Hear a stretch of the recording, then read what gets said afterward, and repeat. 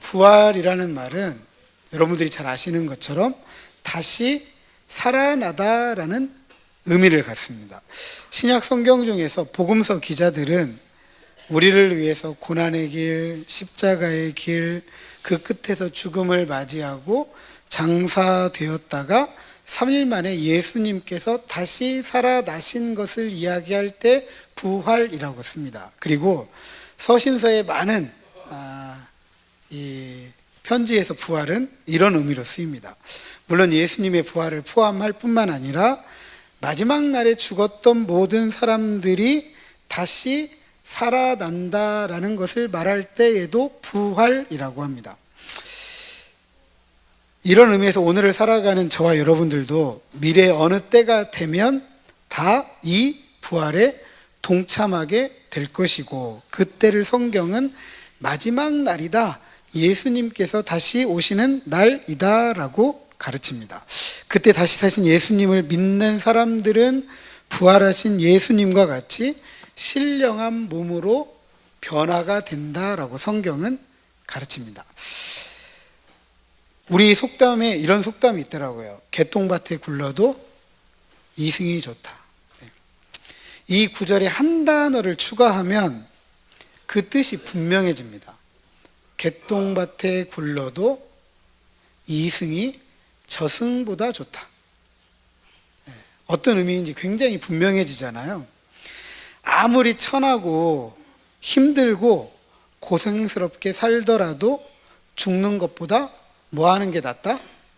사는 게 낫다라는 이야기입니다. 사는 게 낫다. 사는 것이 죽는 것보다 훨씬 낫다. 모든 사람들은 죽음을 원하지 않아요.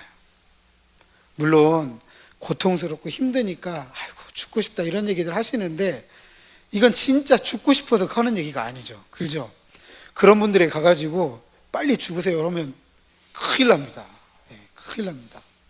그 말은 반대말로 잘 살고 싶다, 행복하게 살고 싶다, 건강하게 살고 싶다, 다 이런 이야기거든요. 그러니까 죽음을 원하는 사람들은 없어요. 이렇게 우리가 삶을 원한다라고 한다면 우리는 영원한 생명을 보장해 주시는 예수님의 부활에 관심을 가져야 돼요, 안 가져야 돼요? 가져야 되는 거죠. 산다는데, 다시 산다는데 삶에 대해서 굉장히 관심을 가지셔야 돼요. 특별히 영원한 삶에 대해서. 그런데 이 영원한 삶은 어떻게 주어지느냐? 우리가 읽었던 말씀처럼 믿는 자에게 주어지는 거예요. 이 부활을 믿어야만 영원한 삶을 보장을 받습니다. 그러면 이 영원한 삶을 우리가 보장받을 만큼 믿어야 될 이유가 뭘까? 그 부활이 우리에게 주는 유익이 무엇일까? 우리가 분명히 알아야 그걸 믿을 거 아니에요. 첫 번째로, 이 부활이 우리에게 주는 유익은 우리로 하여금 하나님의 의에 참여하게 합니다. 자, 저를 한번 따라서 하십니다. 하나님의 의에 참여하게 합니다. 하나님의 의에 참여한다라는 것을 올바로 이해하려면 우리가 하나님의 진노 아래에 있다라는 것을 제대로 알아야 돼요. 제대로 알아야 됩니다. 인류 최초의 사람이었던 아담과 하와가 하나님께서 절대로 먹지 말라고 했던 에덴 동산 중앙에 있던 선악을 알게 하는 나무의 실과를 따먹게 돼요. 그래서 뭐가 시작이 되죠? 죄가 시작이 됩니다. 죄가. 이 죄는 하나님께서 세상을 만드시고 보시기에 가장 좋았다라고 말했던 그 세상을 완전히 비틀어지게 만들었습니다. 하나님과 사이를 멀리하게 하고 사람들 사이를 서로 등지게 하고 세상의 모든 것을 왜곡해가지고 우리는 잘 살고 싶은데 잘 살기가 너무 힘들어요. 여러분 열심히 살잖아요. 그죠? 벌써 봄이 되니까 밭에 나가서 밭 갈고 또 거기다 이제 또 씨앗도 뿌릴 준비도 하고, 그죠? 모종도 옮겨 심으려고 준비도 하고 하시잖아요. 여러분이 준비를 안 하고 열심히 안 해서 저 가을에 넉넉한 수확을 얻지 못하는 게 아니라 환경이 안 따라주네. 이 환경이 안 따라주는 이유가 내가 잘못해서 그런 게 아니라 세상이 비뚤어져서 그런 거예요. 이 비뚤어진 근본적인 이유가 뭐라고요? 죄 때문에 그래요. 죄 때문에. 죄가 우리를 그렇게 힘들게 하는 거예요. 죄가 우리를 그렇게 고통스럽게 하는 거예요. 그리고 결국에는 죽음이라는 값을 치르게 되는 거죠. 죽음이라는 값을. 이것은 사람들의 죄악에 대한 마땅한 결과이고 이 결과는 지금도 계속 되고 있습니다. 벌써부터 덥더라고요. 여름이 그냥 훌쩍 왔어요. 제가 여기 올 때만 해도 그래도 5월달 넘고 6월달 돼야 여름이다 생각했는데 4월달 되니까 벌써부터 덥더라고요. 이처럼 우리는 하나님의 진노 아래에 살고 있다라는 사실을 사람들이 알아야 되는데 이 사실을 외면한 채 그냥 이 죄의 지배 아래에서 그냥 살아가는 거예요. 힘들고 눈물 나고 아프고 고통스럽고 어떻게든 살아보겠다고 몸부림치지만 벗어나지 못하는 이 굴레 속에서 계속 살아가고 있습니다. 이것이 하나님의 진노입니다. 그런데 하나님이 이렇게 살아가는 사람들을 살리기 위해서 예수님을 이 땅에 보내셨고 그런 죄를 용서하시기 위해서 예수님을 저 십자가에 못 박으신 것이죠. 하나님이 보시기에 가장 좋은 삶을 다시 살아갈 수 있도록 우리의 죄값을 대신해서 자기 아들을 내주신 겁니다. 그런데 죽음으로 끝나지 않고 그 죽음을 이기고 부활하셨습니다. 이로써 우리의 죄를 위한 예수님의 이 십자가의 죽음이 효력이 있다. 우리는 그 죽음 때문에 저 영원한 생명을 누릴 수 있다라고 하나님께서 서명을 해주신 거예요. 우리는 예수님의 부활로 죄의 문제, 죽음의 문제 해결받았습니다. 부활은 죄와 죽음의 문제에서 확실하게 해결되었다라고 하는 하나님의 인감도장이에요. 인감도장.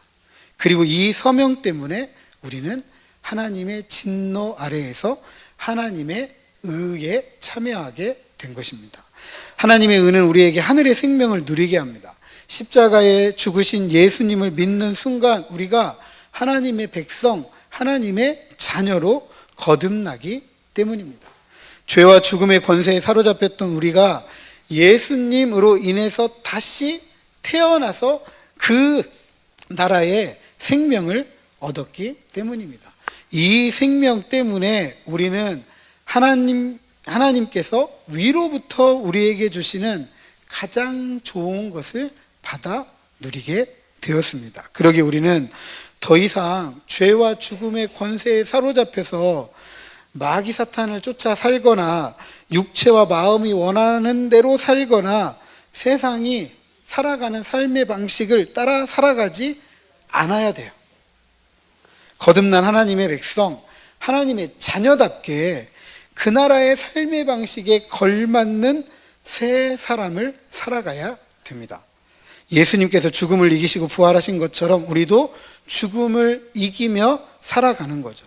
멀어진 하나님과의 관계가 회복되고 깨져버린 너와 나 우리의 관계가 다시 시작되고 비뚤어지고 왜곡된 세상이 하나님의 평안을 가져오는 그런 질서, 그것이 바로 잡히게 되는 것입니다. 그리고 이렇게 살아가도록 하늘과 땅의 권세를 우리에게 주셨는데 오늘 우리가 예수님의 부활을 믿고 그 나라의 백성과 자녀로 거듭나서 잃어버린 참된 생명의 삶을 살아가는 우리 모두가 되시기를 주님의 이름으로 축복합니다. 사랑하는 성도 여러분, 그리고 오늘 초대받고 이 자리에 함께하고 계신 여러분, 우리가 지난 4개월여 동안에 참 답답하고 부활한 시기를 살아왔습니다. 그 이유는 다른 이유 아니잖아요. 한 나라의 대통령이 위법하고 위헌적인 계엄령 선포로 시작이 된 거예요. 대통령일지라도 민주공화국, 민주주의는 대통령이라고 할지라도 그 나라가 유지되는 가장 기본적인 헌법 질서를 지키려는 노력을 해야 되는 거예요. 그게 맞아요. 그래서 대통령이 이 위헌적이고 위법적인 일을 해서 뭘 잃어버렸죠? 국민에게로부터 신뢰를 잃어버린 거예요. 더 이상 저 대통령에게는 이 나라의 통치를 맡길 수가 없다. 맡겼다가는 또 이런 일을 할 수 있겠다라는 이런 신뢰관계가 깨져버린 거예요. 그리고 그 신뢰관계가 깨지면서 국가가 갈기갈기 찢겨졌잖아요. 국가가. 나라는 심각한 피해를 지금 보고 있습니다. 아무런 피해가 없던 거 아니잖아요. 그 사이에 세계 질서가 변하고 있어요. 그런데 그 세계 질서에 적당하게 대응을 못하고 있잖아요, 지금. 왜 피해가 없어요? 근데 누구로부터 시작되었다고요? 한 사람. 이와 마찬가지로 이 세상도 아담과 하와라는 인류 최초의 인간이 하나님께서 세우신 법에 불순종하고 하나님처럼 되고자 하여서 하나님과의 관계가 소원해지고 나와 너 사이가 이기적인 관계로 변해버리고 세상을 마음 편히 살 수 없게 되었습니다. 이것이 하나님의 진노 아래에 산다는 거예요. 이것이 죄가 가져온 참담한 우리들의 형편입니다. 우리가 힘들고 어렵고 괴롭고 고통스럽고 낙심되고 절망스러운 이유 다른 거 아니에요. 다 이 죄 때문입니다. 하나님은 이런 우리들의 삶을 불쌍히 여기셨고 이 죄의 문제를 해결해서 하나님과 함께 나와 너 우리가 함께 힘들고 어렵고 눈물 나고 아프고 고통스럽고 낙심되고 괴롭고 절망스러운 세상에서 평안과 기쁨을 가지고 살아가도록 예수님에게 죄의 값, 죽음을 지불하게 하셨던 거예요. 그리고 그것이 확실하게 지불되었다.